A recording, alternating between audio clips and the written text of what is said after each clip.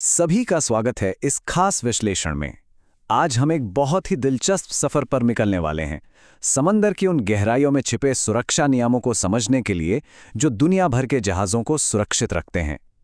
ये एक macro to micro यानी बड़े स्तर से छोटे स्तर तक का सफर होगा। हम देखेंगे कि कैसे बड़ी बड़ी अंतर्राष्ट्रीय संधियों से लेकर एक अकेले नाविक के रोजमर्रा के फैसले बीच समंदर में जिंदगी और मौत के बीच का अंतर तय करते हैं। तो चलिए बिना किसी देरी के सीधे इस रोमांचक विषय में गोता लगाते हैं। 1500 एक पल के लिए इस नंबर के बारे में सोचिए। यह सिर्फ कोई मामूली आंकड़ा नहीं है, ये एक बेहद दुखद हकीकत बयान करता है।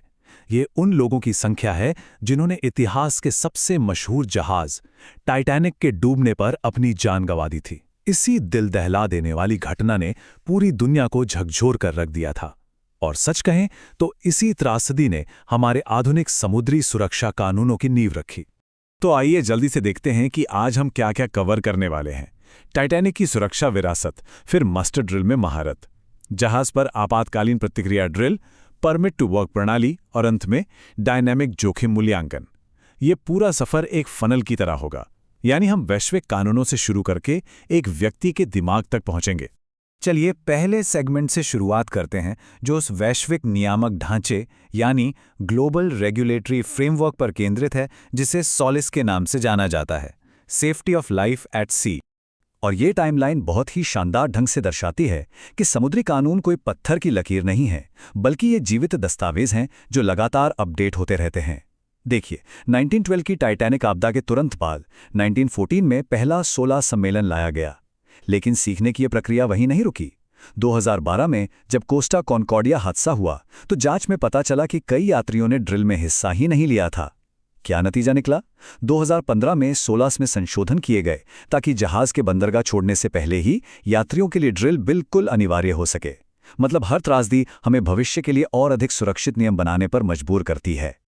अब अंतर्राष्ट्रीय कानूनों के पन्नों से थोड़ा बाहर निकलते हैं और अपना ध्यान सीधे जहाज पर मौजूद यात्रियों की सुरक्षा की तत्काल वास्तविकता पर लगाते हैं। Master drill. 7 छोटी सीटियां और उनके तुरंत बाद एक लंबी सीटी। ये सिर्फ एक आवाज नहीं है, ये एक यूनिवर्सल समुद्री जनरल अलार्म है। दुनिया के किसी भी कोने में किसी भी क्रूज शिप पर मौजूद हर व्यक्ति को ये अलार्म सुनते ही तुरंत समझ जाना चाहिए कि ये एक आपातकाल का संकेत है। सच कहें तो ये आवाज पूरी समुद्री सुरक्षा की एक अहम नींव है।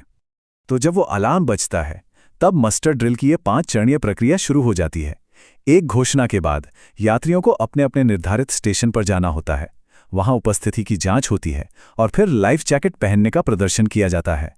यहां एक छोटी सी लेकिन मजेदार बात यह है कि यात्रियों को खासतौर पर हिदायत दी जाती है कि आपात स्थिति में वे अपना भारी भरकम सामान लेकर ना आएं।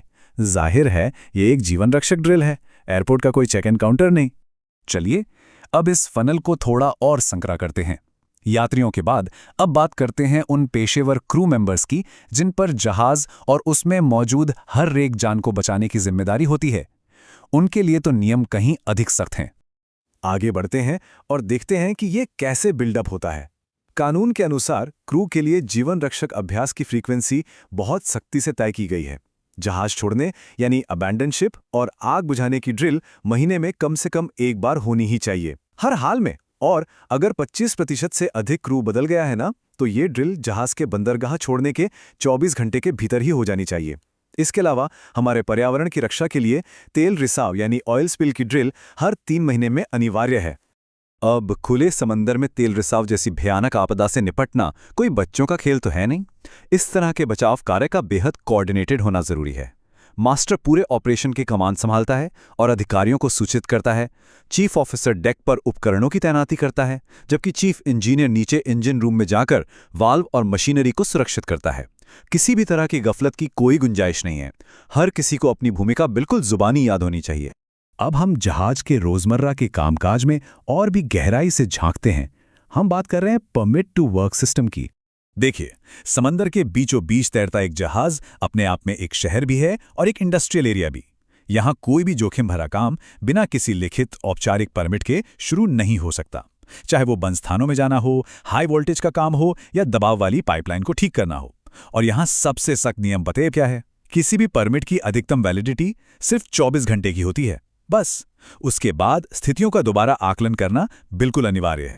इसे एक उदाहरण से समझते हैं। वर्किंग अलोफ्ट यानी ऊंचाई पर काम। अगर कोई व्यक्ति डेक से सिर्फ 1.8 मीटर यानी लगभग एक औसत इंसान की ऊंचाई से ऊपर काम कर रहा है तो उसे वर्किंग अलोफ्ट माना जाएगा।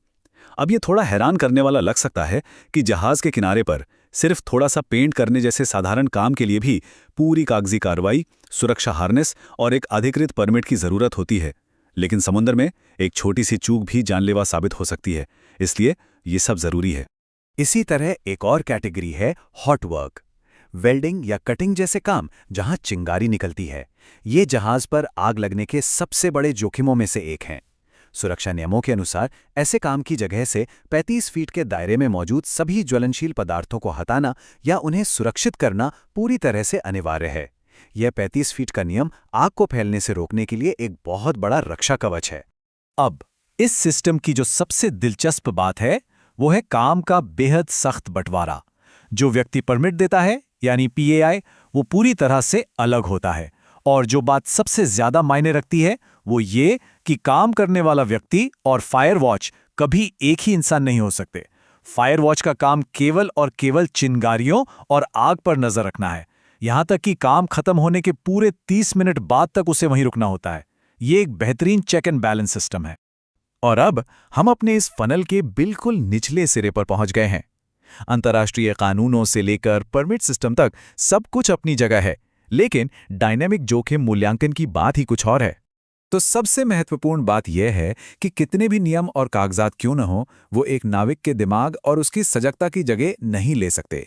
ये डायनामिक असेसमेंट एक अनौपचारिक लेकिन लगातार चलने वाली प्रक्रिया है। काम करते समय लगातार अपने आसपास के माहौल का अंदाजा लगाना, ये महसूस करना कि क्या गलत हो सकता है और उसे तुरंत कैसे रोकना है, असल में यही तो असली सुरक्षा है।